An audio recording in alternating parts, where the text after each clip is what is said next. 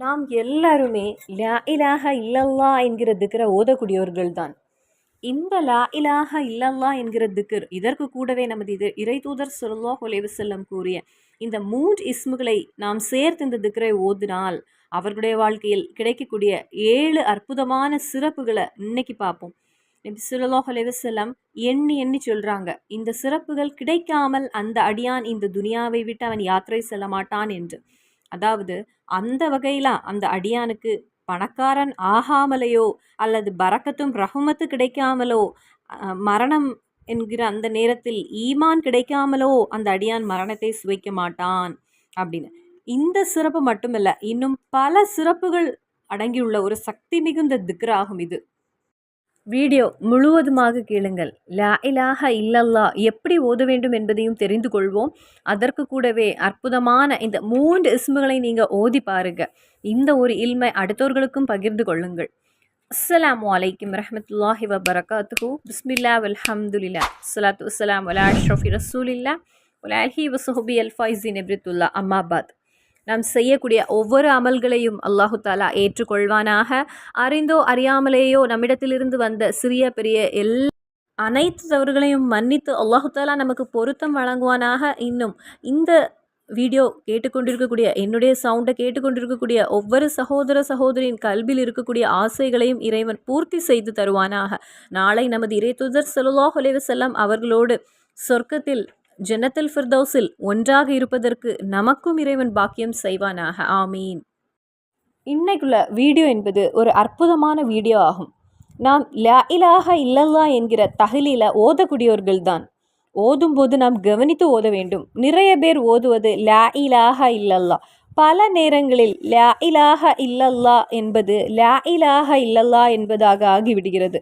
இதனால் அர்த்தமும் மாறுகிறது. அந்த ஒரு அர்த்தம் மாறும்போது அது ரப்பு ஏற்றுக்கொள்ள மாட்டான். அதனால் நாம் கவனித்து ஓத வேண்டும்.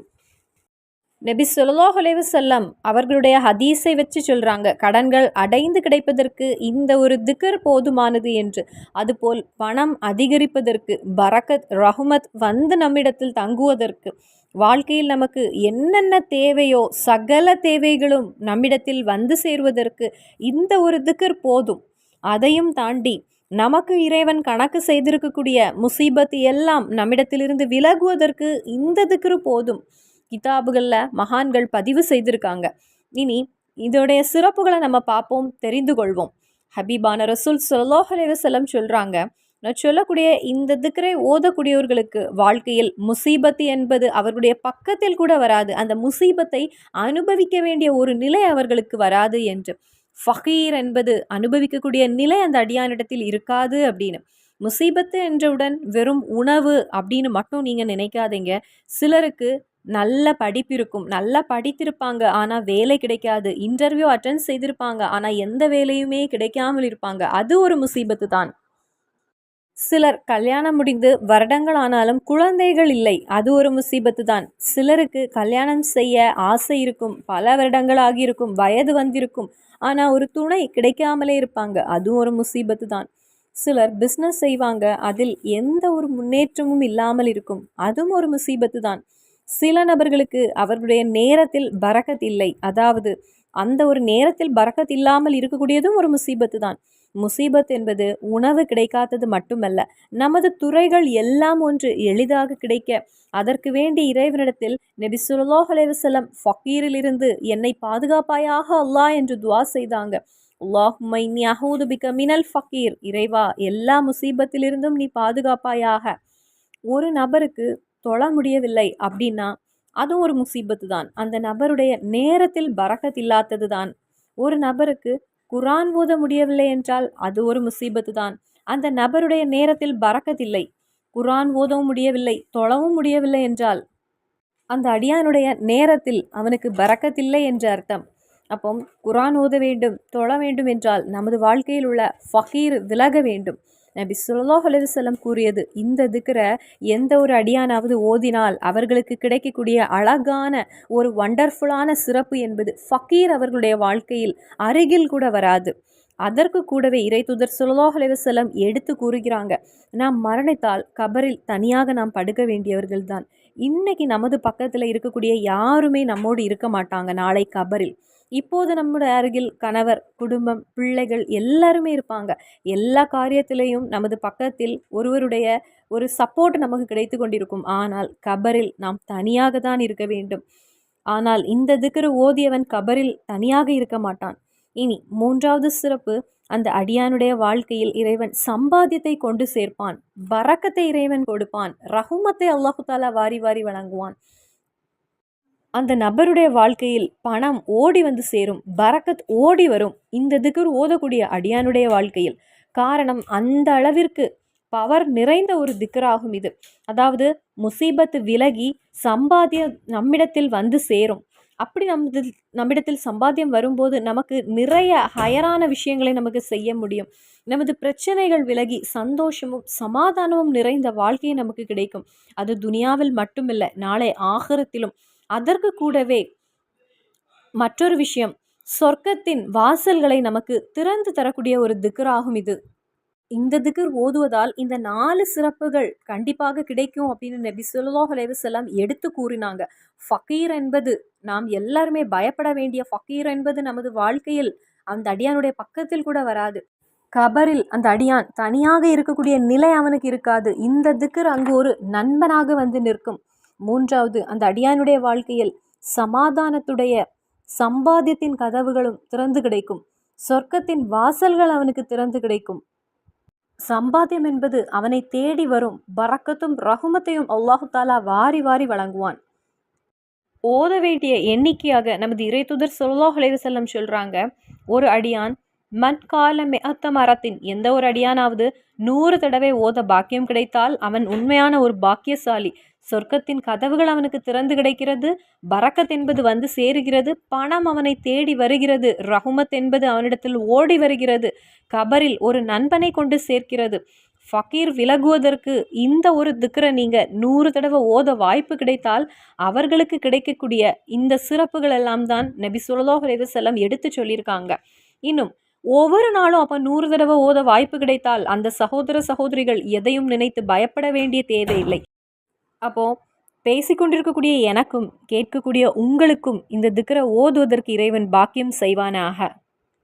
அப்போ இறை தூதர் ஸல்லல்லாஹு அலைஹி வஸல்லம், பணம் என்பது உங்களை தேடி வரும், பரக்கத்தும் ரஹுமத்தையும் அல்லாஹு தாலா வாரி வாரி உங்களுக்கு வழங்குவான், முசீபத் என்பது உங்களுடைய பக்கத்தில் கூட வராது என்று சுட்டிக்காட்டி நமக்கு பகிர்ந்து தந்த திக்ர் லா இலாஹ இல்லல்லாஹுல் மலிக்குல் ஹக்குல் முபீன்.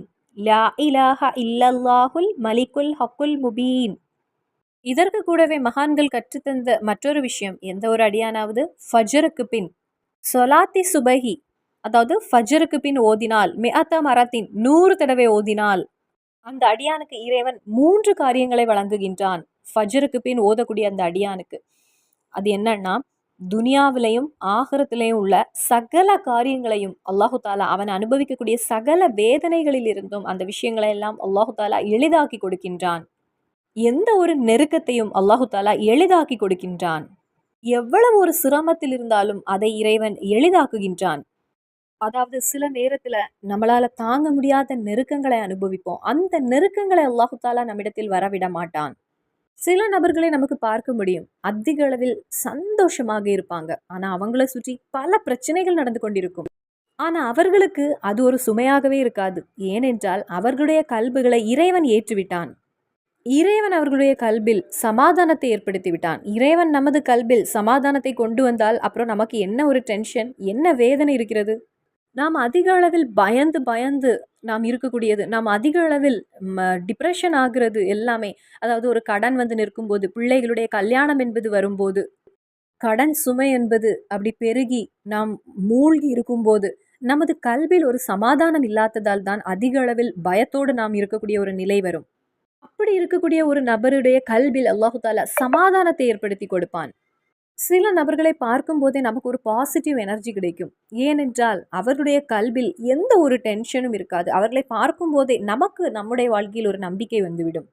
அல்லாஹு தாலா அப்படிப்பட்ட கல்வை நாம் ஒவ்வொருவருக்கும் தந்து அருள் புரிவானாக. அப்போ மகான்கள் நமக்கு கற்றுத்தந்த இடத்தில் கூறக்கூடிய ஒரு விஷயம், இந்த ஒரு திக்ர எந்த ஒரு அடியானாவது ஃபஜ்ருக்கு பின் மிஅத்த மரத்தின் 100 தடவை ஓதினால் இந்த துனியாவிலும் ஆகிரத்திலும் அவனுக்கு என்னென்ன சிரமங்கள் இருக்கிறதோ, என்னென்ன நெருக்கம் வந்தாலும் அல்லாஹு தாலா அதில் அவனை மாட்டி விட மாட்டான். அதிலிருந்து இறைவன் அவனை காப்பாற்றி விடுவான். நெருக்கங்களை கொடுக்க மாட்டான் இறைவன் அவனுக்கு. அதாவது எளிதாக்கி கொடுப்பான். அதற்கெல்லாம் ஒரு சொல்யூஷன் அவனுக்கு கிடைத்துவிடும். அதாவது துனியாவில் அவனுக்கு பிரச்சனை வராது அப்படின்னு கிடையாது. துனியாவில் அவனுக்கு பிரச்சனை வரலாம். அவனுக்கு கடன் என்பது வரும். ஆனால் அதெல்லாமே எளிதாக அவனுக்கு கடந்து செல்ல முடியும். அதற்கெல்லாம் அவனுக்கு ஒரு சொல்யூஷன் கிடைத்துவிடும். ஒரு பரிகாரம் என்பது அவனிடத்தில் இருக்கும். அவனுக்கு கிடைத்துவிடும். சில நேரங்களில் நம்ம ஆக்சிடென்ட் பார்க்கும்போது நம்ம நினைப்போம், எல்லாருமே போயிருப்பாங்க. அவங்களுடைய நிலை இப்பொழுது மரணத்தை அடைந்திருப்பாங்க அப்படின்னு. ஆனா அந்த வண்டியில் இருக்கக்கூடிய யாருக்கும் எந்த ஒரு சின்ன காயம் கூட ஏற்பட்டிருக்காது. அதாவது நம்ம பார்க்கும்போது அந்த வண்டி என்பது ரொம்ப ரொம்ப நொறுங்கி போயிருக்கும். அதை பார்க்கும்போதே நம்ம நினைப்போம், வண்டி இப்படி ஆகிவிட்டது, அந்த நபர்களுடைய நிலை என்னன்னு. ஆனா அந்த நபருக்கு ஒரு சிறு காயம் கூட ஏற்பட்டிருக்காது. அவர்களை காப்பாற்றியது யாரு? அவர்களுக்கு ஒரு சிறு காயம் கூட ஏற்படாமல் அற்புதத்தை நிகழ்த்தியது யாரு? எஜமானான வஹாபான ரப்பு தான். அவர்களுடைய வாழ்க்கையில் அற்புதங்களை ஏற்படுத்தியது அல்லாஹு தாலா. அப்போ இறைவன் ஒரு அடியானுடைய பக்கத்தில் இருந்தால் அந்த அடியான் எந்த ஆக்சிடென்ட் ஆனாலும், எந்த ஒரு முசீபத் ஆனாலும், எந்த பேரழிவு ஆனாலும் அவனுக்கு அது ஒரு பிரச்சனை கிடையாது. அதனாலேயே நாம் யாரும் எதையும் நினைத்து பயப்பட வேண்டிய தேவையில்லை. எந்த ஒரு விஷயத்தையும் நினைத்து நீங்கள் பயப்பட வேண்டாம். அதற்கெல்லாம் நமது இறைத்தூதர் ஸல்லல்லாஹு அலைஹி வஸல்லம் நமக்கு கற்றுத்தந்த ஒரு அழகான பவர்ஃபுல்லான ஒரு திக்கராகும் இது. இரண்டாவது கூறக்கூடிய மற்றொரு விஷயம், ஷர்ரை ஏற்படுத்தக்கூடிய, நமக்கு தொந்தரவை ஏற்படுத்தக்கூடிய, அது ஒரு அதிகாரியாக இருந்தாலும் சரி அல்லது ஷைத்தானாக இருந்தாலும் சரி, இபிலீஸிடமிருந்தும் அல்லாஹு தாலா நம்மை பாதுகாத்து விடுவான். அப்போ துனியாவில் நமக்கு தொந்தரவை தரக்கூடிய சில ஆட்சிகள் செய்யும் போது, சில அதிகாரிகளிடமிருந்து நமக்கு அதிக தொந்தரவு வருகிறது என்றால் அவர்களிடத்திலிருந்தும், இந்த துனியாவில் உள்ள தொந்தரவில் இருந்தும், நாளை ஆகரத்தில் நமக்கு நமக்கு தொந்தரவு வந்தால் அதிலிருந்தும் இறைவன் நம்மை பாதுகாத்து விடுவான். மூன்றாவது, அந்த அடியான் செய்த அந்த ஒரு தவறினால் அவனது ஈமான் என்பதை அவன் நஷ்டமடைய மாட்டான். சிலரை பார்த்தா அந்த அடியான் நிறைய நன்மைகள் செய்திருப்பாங்க. ஆனால் அவங்க செய்த ஏதாவது ஒரு தவறுனால கடைசியில் ஈமானை இழந்து களிம சொல்லி உள்ள மரணத்தை சுவைக்க முடியாமல் அவங்க மரணித்திருப்பாங்க. ஆனால் இங்கு அந்த அடியான் செய்த தவறுகள் அதனுடைய காரணத்தால் ஈமானை நஷ்டமடைந்து அவன் மரணமடைய மாட்டான். நாம் ஒவ்வொருவருமே நமது கடன் சுமையெல்லாம் நாம் துவா செய்தாலும் சரி, நமது ஆக்கிபத்துக்காக, நமது கடைசிக்காக எந்த ஒரு நேரத்திலும் நாம் துவா செய்ய வேண்டும். ஈமானை நஷ்டமடைந்துள்ள ஒரு மரணத்தை நாம் சுவைத்து விடக்கூடாது. அதாவது மரணத்தை அடையக்கூடிய அந்த நேரத்தில் கண்டிப்பாக ஷைத்தான் என்பது நம்மிடத்தில் வருவான். அவனுடைய ஒரு பிடியில் நாம் மாட்டிவிடக்கூடாது. அப்போ ஈமான் சலாமத்தாக, ஈமானோடு மரணம் அடையக்கூடிய ஒரு நிலையை இறைவன் நமக்கு வழங்க வேண்டும். அதற்கு இந்த திக்ர் நமக்கு போதுமானது. நாம் செய்ய வேண்டியது எல்லா நாட்களும் சொலாத்தி சுபஹி ஃபஜருக்கு பின் 100 தடவை ஓதுவதற்கு இறைவன் நமக்கு பாக்கியம் செய்வானாக. அப்போ துனியாவுக்கும் ஆகிரத்துக்கும் உள்ள அனைத்து தேவைகளையும் பூர்த்தி செய்து தரக்கூடிய ஒரு திக்ர் இது. நமது துனியாவில் நமக்கு வரக்கூடிய நெருக்கங்களை தடுக்கக்கூடிய திக்ர், நமக்கு சம்பாத்தியத்தை கொண்டு சேர்க்கக்கூடிய ஒரு திக்ர், பரக்கத்தையும் ரஹுமத்தையும் நம்மிடத்தில் கொண்டு சேர்வதற்கு திக்ர், கபரில் நம்மை தனியாக விடாமல் நம்மிடத்தில் ஒரு நண்பனை கொண்டு தருவதற்குள்ள ஒரு திக்ர் இது, ஃபக்கீர் நமது பக்கத்தில் வராமல் தடுக்கக்கூடிய ஒரு திக்ர் இது. அதேபோல் நாம் ஆகிரத்திற்கு செல்வதற்கு முன்னால் உள்ள முதல் படிதான் ஈமானோடு உள்ள மரணம் என்பது. அந்த ஒரு ஈமானோடு உள்ள ஒரு மரணத்தை அடைவதற்குள்ள ஒரு திக்ர் இது. சொர்க்கத்தின் வாசல்களை திறந்து தரக்கூடிய ஒரு திக்ர் இது. அப்போ துனியாவிலையும் ஆகிரத்தில் உள்ள சகல தேவைகளையும் வெற்றியாளர்கள் கூட்டத்தில் நம்மை கொண்டு சேர்க்கக்கூடிய ஒரு திக்ர். அப்போ இந்த ஒரு இல்மை அடுத்தவர்களுக்கும் பகிர்ந்து கொள்வோம், நாமும் ஓதுவோம் இன்ஷா அல்லாஹ். மறுபடியும் சந்திப்போம். அஸ்ஸலாமு அலைக்கும் வரஹ்மத்துல்லாஹி வபரகாத்துஹு.